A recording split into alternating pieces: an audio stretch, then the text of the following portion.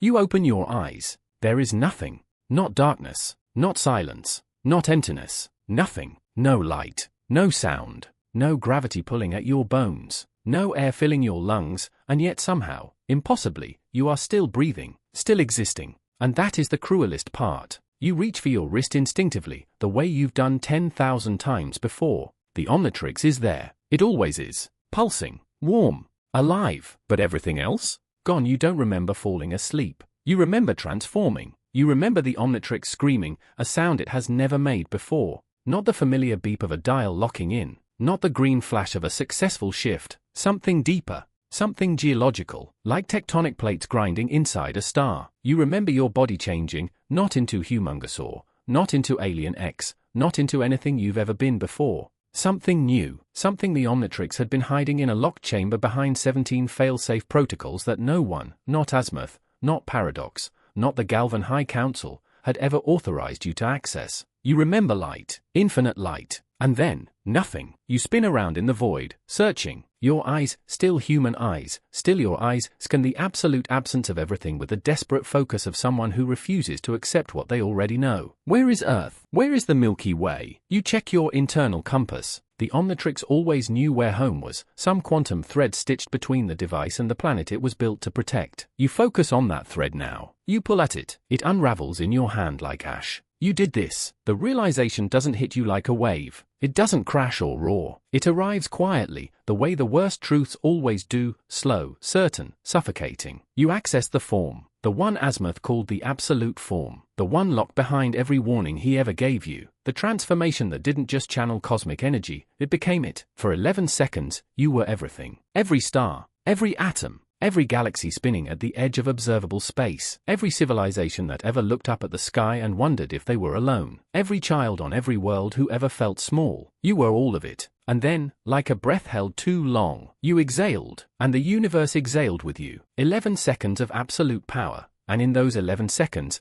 the boundary between you and existence dissolved completely. When you came back, there was no back to come back to. 13.8 billion years of cosmic history, 2 trillion galaxies, quadrillions of lives, from the microscopic nanochimerians of the seventh spiral to the ancient contumelia who existed as living geometry, all of it, gone, because of you, because of a dial you turned. But you are not alone in the nothing. They come, not immediately. Time doesn't work here the way it used to, but eventually, they appear. The celestial sapiens. What's left of them? They are vast. Even now, even diminished, they drift toward you like dying suns, their forms cracked and flickering, 3 voices per being arguing with themselves in the language of collapsing mathematics. They look at you the way mountains might look at a match that burned down a forest. Not with rage, with incomprehension. One of them speaks. All 3 of its voices, for the first time in its billion-year existence, say the same word simultaneously. Why? Not a question, a statement, an autopsy. You open your mouth. You have no answer. Another presence materializes.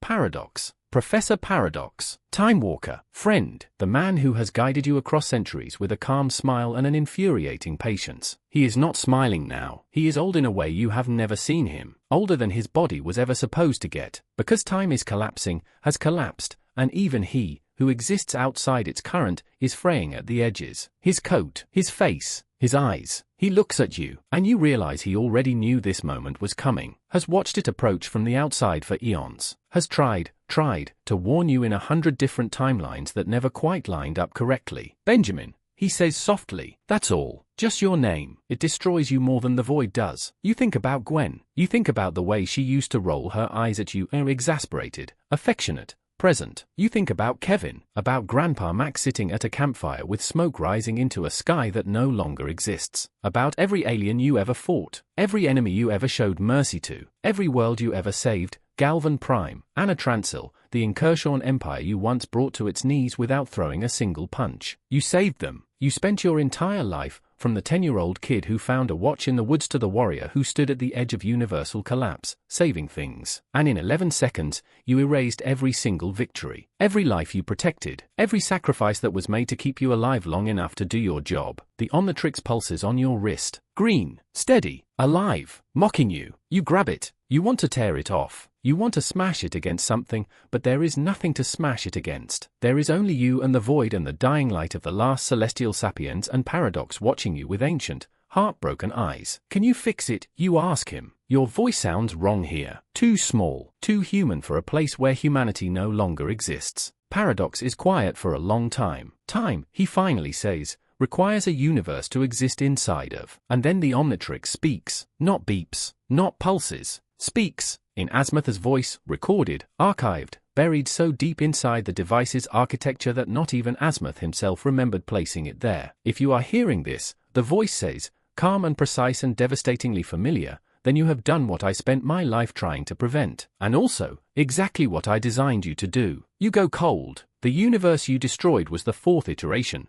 Benjamin. The fourth cycle. 3 times before, existence reached a point of irreversible corruption, war so total, entropy so advanced, darkness so embedded into the cosmic fabric that no amount of heroism could scrub it clean. 3 times, the Omnitrix chose a wielder. 3 times, that wielder reached the absolute form. 3 times, they reset everything. Silence. You were not chosen to save the universe, Benjamin. You were chosen to end it, so that something better could begin. The Omnitrix pulses. Once. Twice. A dial appears, not on your wrist, in the air before you. Massive. Cosmic. Every alien you've ever been rotates across its face, and beyond them, forms you don't recognize. Forms that have never existed yet. Forms for a universe that hasn't been built. Paradox steps beside you. He is smiling now. Barely. Sadly. This, he says quietly, is where it gets hard. You look at the dial. You think about Gwen's laugh. You think about 10-year-old you, alone in the woods, reaching down to pick up something that glowed green in the dark.